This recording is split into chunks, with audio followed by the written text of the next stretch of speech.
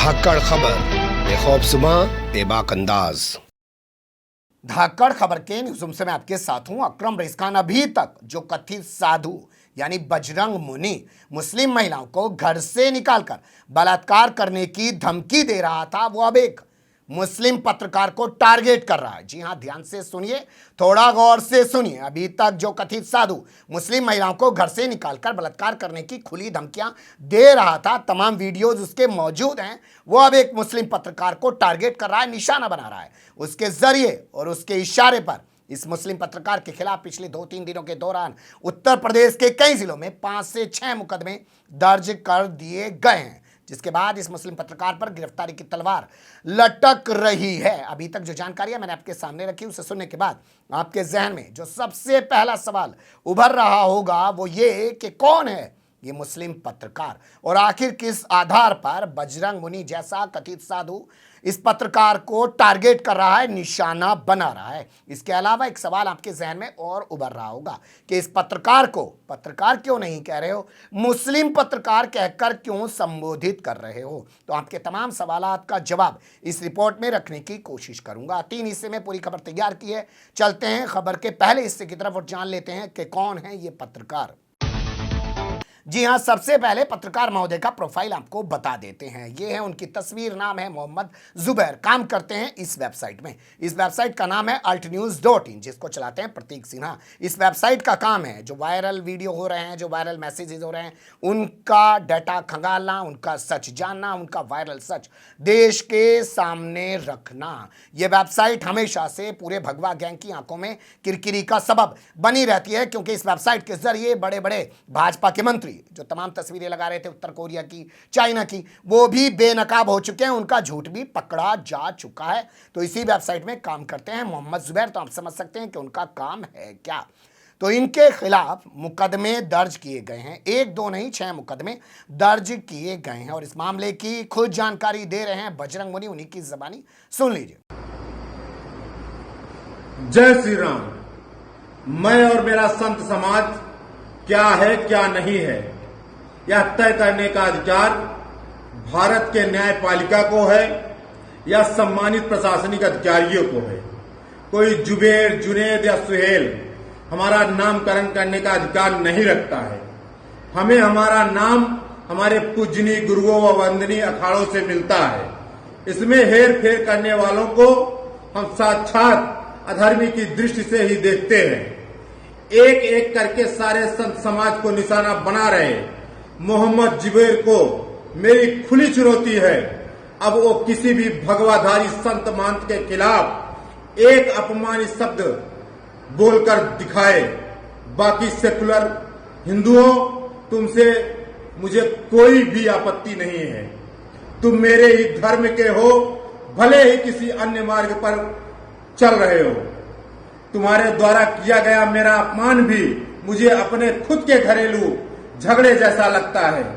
तुम्हें पूरी तरह छूट है मेरा अपमान करने की, पर किसी जुनैद, जुबैर, सुहेल को नहीं।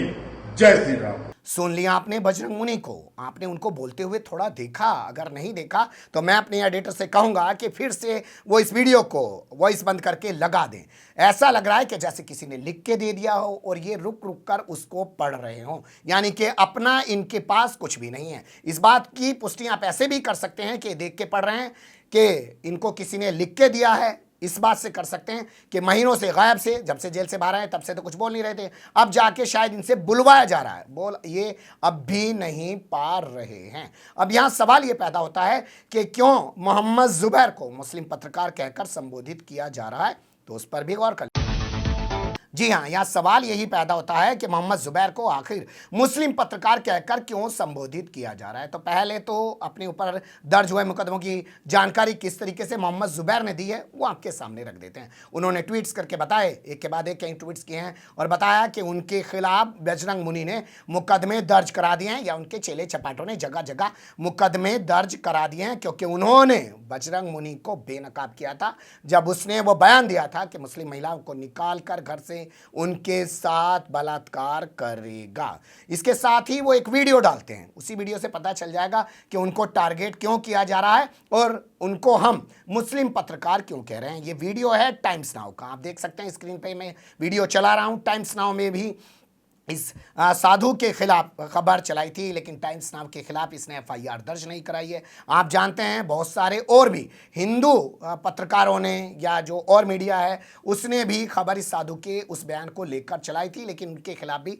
इसने मुकदमा दर्ज नहीं किया। आपने अगर इसका बयान ध्यान से सुना है तो उसमें बोल रहा है कि मैं अपने हिंदू सेकुलर भाइयों के खिलाफ कुछ नहीं कहूँगा, ये मेरे परिवार का मामला है, वो मेरे ऊपर कुछ भी कर सकते हैं। मैं वो बयान फिर से एक बार आपके सामने रखना चाहता हूँ, जिसे सुनकर आप कहेंगे कि भैया ये तो जानबूझ के मुस्लिम पत्रकार को ही टारगेट कर रहा है। सुन लीजिए। बाकी सेकुलर हिंदुओं, तुमसे मुझे कोई भी आपत्ति नहीं है। तुम मेरे ही धर्म के हो, भले ही किसी अन्य मार्ग पर चल रहे हो।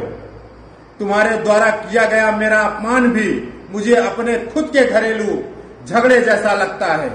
तुम्हें पूरी तरह छूट है मेरा अपमान करने की, पर किसी जुनेद, जुबेर, सुहेल को नहीं। जय श्री राम। सुन लिया, क्लियर हो गया होगा। अब इसके बाद बहुत सारे पत्रकार मोहम्मद जुबैर के साथ खड़े हो गए हैं। वो तरह तरह के जो हैं खबरें, ट्वीट्स सोशल मीडिया पे डाल रहे हैं और हैशटैग स्टैंड विद जुबैर के नाम से सोशल मीडिया पे ट्रेंड भी कर रहा है। कुछ लोग आर के लक्ष्मण का एक पुराना कार्टून डाल रहे हैं। आप जानते हैं देश के जाने माने कार्टूनिस्ट रहे हैं। उसमें पुलिस एक शख्स को पकड़कर ले जा रही है, पीछे से लिखा हुआ है कि अफवाह फैलाने के लिए इसको नहीं पकड़ा गया है, इसने सच बता दिया है देश को, इसलिए इसको पकड़ा जा रहा है। तो इस तरीके से लोग मोहम्मद जुबैर के साथ खड़े हुए हैं। लेकिन यहाँ अब एक सवाल ये पैदा होता है कि बार बार बयान क्यों बदल रहे हैं बजरंग मूली।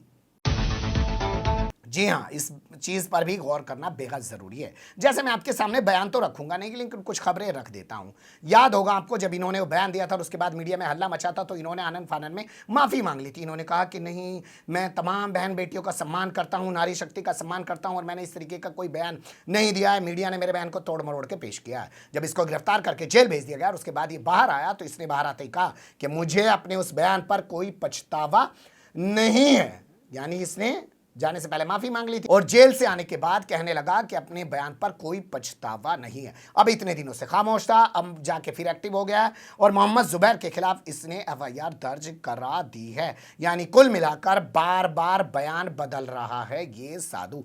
क्या यही साधु बयान बदल रहा है या इसके अलावा और भी लोग हैं जो खड़े हो गए हैं मोहम्मद जुबैर के खिलाफ? क्योंकि आप लोग जानते हैं कि हरिद्वार में जो धर्म संसद हुई थी उसका बैंड भी असल मायने में मोहम्मद जुबैर ने ही बजाया था, क्विंट वाले पत्रकारों ने बजाया था, या द वायर और तमाम जैसे और वेबसाइट हैं उन पत्रकारों ने ही बजाया था। लेकिन टारगेट पर सिर्फ रखा गया मोहम्मद जुबैर को। तो मोहम्मद जुबैर को टारगेट सिर्फ बजरंग मुनि ही नहीं कर रहा है, स्वामी स्वरूपानंद के जरिए भी टारगेट किया जा रहा है। स्वामी स्वरूपानंद ने कहा है कि मोहम्मद जुबैर एक ऐसा पत्रकार है जो हिंदू साधु संतों को टारगेट करता है, उनकी छवि को खराब करने का काम करता है और वो उनकी हत्या करवाना चाहता है। इसलिए उन्होंने गृह मंत्रालय यानी अमित शाह के विभाग को, डिपार्टमेंट को एक लेटर भेज दिया और अपनी सुरक्षा की गुहार लगाई है। आनंद स्वरूप के बारे में आप जानते ही होंगे, ये धर्म संसद में शामिल थे हरिद्वार की और यतीन नरसिम्हानंद सरस्वती के साथ मौजूद थे। इनके ऊपर भी एफआईआर दर्ज हैं, लेकिन अभी तक इनको गिरफ्तार नहीं किया गया है। तो कुल मिलाकर यह कहना कुछ गलत ना होगा कि एक मुस्लिम पत्रकार को टारगेट किया जा रहा है। वरना भैया टाइम्स नाउ पे भी मुकदमा करो, रवीश कुमार ने भी तो रिपोर्ट दिखाई है, वहां पे भी मुकदमा कर दो। बजरंग मुनि जी देख देख कर पढ़ रहे हो, शायद लिखने वाले ने उसमें रवीश का या टाइम्स नाउ जैसे बड़े चैनल्स का नाम नहीं दिया है। खबर थी, हमें लगा कि आपको रूबरू करा दें। बने रहिएगा धाकड़ खबर के साथ। फिलहाल कमेंट्स के रूप में आप लोग अपनी राय दे सकते हैं, खबर को लाइक कर सकते हैं, चैनल को सब्सक्राइब कर सकते हैं और ज़्यादा से ज़्यादा हमारी खबरों को शेयर कर सकते हैं। फिर ऐसे ही किसी सुलगते हुए या उलझते मुद्दे लेकर मैं आपके सामने हूँगा हाजिर। फिलहाल अभी मुझे दी इजाज़त।